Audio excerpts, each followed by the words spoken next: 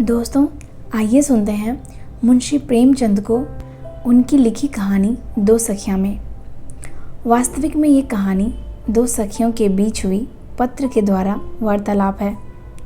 इस कहानी में प्रेमचंद जी ने दाम्पत्य जीवन के सेवा और समर्पण का पक्ष उजागर किया है, जो आजकल की शादियों में कम ही देखा जाता है और आजकल की शादी टूटने का एक अहम कारण भी है।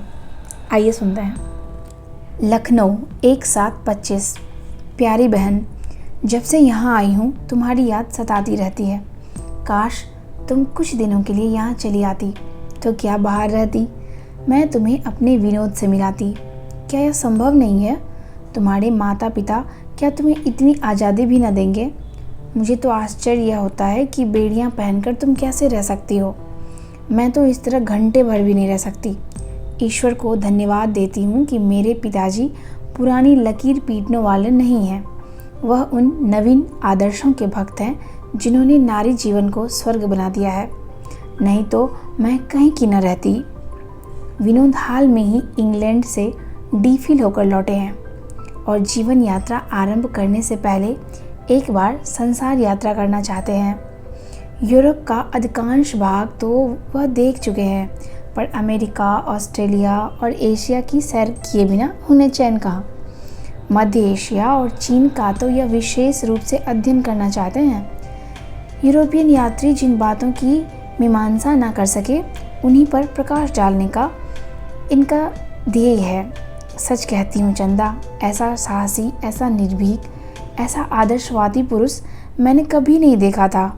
मैं तो उनकी बातें सुनकर चकित हो जाती हूँ। ऐसा कोई विषय नहीं जिसका उन्हें पूरा ज्ञान ना हो, जिसकी वह आलोचना ना कर सकते हों। और यह केवल किताबी आलोचना नहीं होती, उसमें मौलिकता और नवीनता होती है। स्वतंत्रता के तो वह अनन्य उपासक हैं। ऐसे पुरुष की पत्नी बनकर ऐसी कौन सी स्त्री है जो अपने सौभाग्य पर गर्व न करे। बहन, तुमसे क्या कहूँ कि प्रातःकाल उन्हें अपने बंगले की ओर आते देखकर मेरे चित्त की क्या दशा हो जाती है। यह उन पर निछावर होने के लिए विकल हो जाता है। यह मेरी आत्मा में बस गए हैं। अपने पुरुष की मैंने मन में जो कल्पना की थी, उसमें और इनमें बाल बराबर भी अंतर नहीं। मुझे रात दिन यही भय लगा रहता है कि कहीं मुझ में उन्हें कोई त्रुटि न मिल जाए। जिन विषयों से उन्हें रुचि है, उनका अध्ययन रात तक बैठ के करती हूँ। ऐसा परिश्रम मैंने कभी न किया था। आईने कंघी से मुझे कभी उतना प्रेम न था।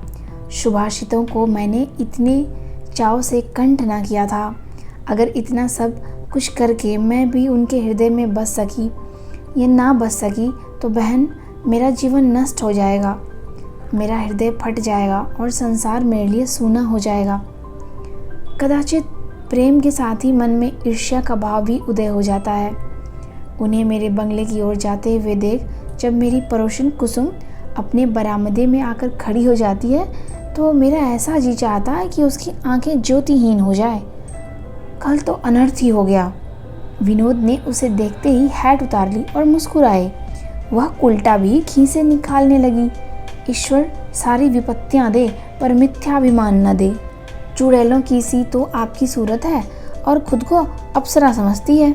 आप कविता करती हैं और कई पत्रिकाओं में उनकी कविता छप भी गई है। बस आप जमीन पर पाँव नहीं रखती। सच कहती हूँ, थोड़ी देर के लिए विनोद पर से मेरी श्रद्धा उठ गई। ऐसा आवेश होता था कि चलकर कुसुम का मुंह नोच लूँ। खैरियत हुई कि उन दोनों में ज़्यादा बातचीत ना हुई। जब विनोद आकर बैठे तो आधा घंटे तक मैंने उनसे कुछ बात न की। जैसे उनके शब्दों में वह जादू ही ना था, वाणी में वह रस ही ना था। तब से अब तक मेरे चित्त की व्याग्रता शांत नहीं हुई। रात भर मुझे नींद नहीं आई। वही दृश्य आंखों के सामने बार बार आता था। कुसुम को लज्जित करने के लिए कितने मंसूबे बांध चुकी हूँ। अगर यह भय ना होता कि विनोद मुझे ओछी और हल्की समझेंगे, तो मैं उनसे अपने मन भावों को स्पष्ट कर देती। मैं संपूर्णतः उनकी होकर उन्हें संपूर्णतः अपना बनाना चाहती हूँ। मुझे विश्वास है कि संसार का सबसे रूपवान युवक मेरे सामने आ जाए तो भी आंख उठाकर ना देखूंगी। विनोद के मन में मेरे प्रति यह भाव क्यों नहीं है? चंदा प्यारी बहन, 1 सप्ताह के लिए आ जा तुझसे मिलने के लिए मन अधीर हो रहा है। मुझे इस समय तेरी सलाह और सहानुभूति की बड़ी ज़रूरत है। यह मेरे जीवन का सबसे नाजुक समय है। इन्हीं 10-5 दिनों में या तो पारस हो जाऊंगी या मिट्टी। लो 7 बज गए और अभी बाल तक नहीं बनाए। विनोद के आने का समय है। अब विदा होती हूँ। कहीं आज फिर अभागिन कुसुम अपने बरामदे में ना आ जाए। अभी से दिल कांप रहा है।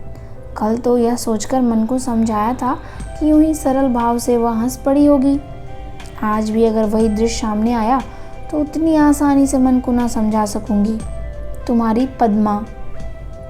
तो पद्मा ने अपनी कहानी सुना दी चंदा को। लीजिए अब चंदा लिखती है। गोरखपुर 5/7/25। प्रिय पद्मा, भला एक युग के बाद तुम्हें मेरी सुधि तो आई। मैंने तो समझा था शायद तुमने परलोक यात्रा कर ली है। यह उस निष्ठुरता का दंड ही है जो कुसुम तुम्हें दे रही है। 15 अप्रैल को कॉलेज बंद हुआ और 1 जुलाई को आप खत लिखती हैं, पूरे 2.5 महीने बाद, वह भी कुसुम जी की कृपा से। जिस कुसुम को तुम कोस रही हो उसे मैं आशीर्वाद दे रही हूँ। वह दारुण दुखी की भांति तुम्हारे रास्ते में न आती तो क्यों तुम्हें मेरी याद आती। खैर, विनोद की जो तुमने तस्वीर खींची वो बहुत ही आकर्षक है और मैं ईश्वर से मना रही हूँ वह दिन जल्द आए कि मैं उनसे बहनोई के नाते मिल सकूँ। मगर देखना कहीं सिविल मैरिज ना कर बैठना। विवाह हिंदू पद्धति के अनुसार ही हो। हाँ, तुम्हें अख्तियार है, जो सैकड़ों बेहुदा और व्यर्थ के कपड़े हैं उन्हें निकाल डालो। एक सच्चे विद्वान पंडित को अवश्य बुलाना। इसलिए नहीं कि वह तुमसे बात बात पर टके निकलवाए, बल्कि इसलिए कि वह देखता रहे कि सब कुछ शास्त्र विधि से हो रहा है या नहीं। अच्छा, अब मुझसे पूछो कि इतने दिन क्यों चुप्पी साधी बैठे रहे। मेरे ही खानदान में इन 2.5 महीनों में 5 शादियाँ हुई। बारातों का तांता लगा रहा। ऐसा शायद एक भी दिन न गया हो कि 100 मेहमानों से कम रहे हों। जब बारात आ जाती है तब तो उनकी संख्या 500 तक पहुंच जाती है। यह 5 लड़कियां मुझसे छोटी हैं और मेरा बस चलता तो अभी 3-4 साल तक ना बोलती, लेकिन मेरी सुनता कौन है। और विचार करने पर मुझे भी ऐसा मालूम होता है कि माता पिता का लड़कियों के विवाह के लिए जल्द करना कुछ अनुचित नहीं है। जिंदगी का कोई ठिकाना नहीं। अगर माता पिता अकाल मर जाएं तो लड़की का विवाह कौन करेगा। भाइयों का क्या भरोसा। अगर पिता ने काफ़ी दौलत छोड़ी है तो कोई बात नहीं, लेकिन जैसा साधारणतः होता है, पिता ऋण का भार छोड़ गए हैं तो बहन भाइयों पर भार हो जाती है। अब मेरे बलिदान की बारी है। आज के 15वें दिन यह घर मेरे लिए विदेश हो जाएगा। 2-4 महीने के लिए आऊँगी तो मेहमान की तरह। मेरे विनोद बनारसी हैं, कभी अभी कानून पढ़ रहे हैं। उनके पिता नामी वकील हैं। सुनती हूँ कई गांव हैं, कई मकान हैं, अच्छी मर्यादा है। मैंने अभी तक वर को देखा नहीं। पिताजी ने मुझसे पूछवाया था कि इच्छा हो तो वर को बुला दूँ, पर मैंने कह दिया कोई ज़रूरत नहीं है। कौन घर में बहू बने, है तकदीर ही का सौदा। न पिताजी कि किसी के मन में बैठ सके या नहीं। अगर 1 बार देख ही लेती, नहीं मुलाकात ही कर लेती, तो क्या हम दोनों एक दूसरे को परख लेते। यह किसी तरह संभव नहीं। ज़्यादा से ज़्यादा हम एक दूसरे का रंग रूप देख सकते। इस विषय में मुझे विश्वास है कि पिताजी मुझसे कम संयत नहीं है। मेरे दोनों बहनोई सौंदर्य के पुतले ना हों, पर कोई रमणी उनसे घृणा नहीं कर सकती। मेरी बहनें उनके साथ आनंद से जीवन बिता रही हैं, फिर पिताजी मेरे ही साथ क्यों अन्याय करेंगे।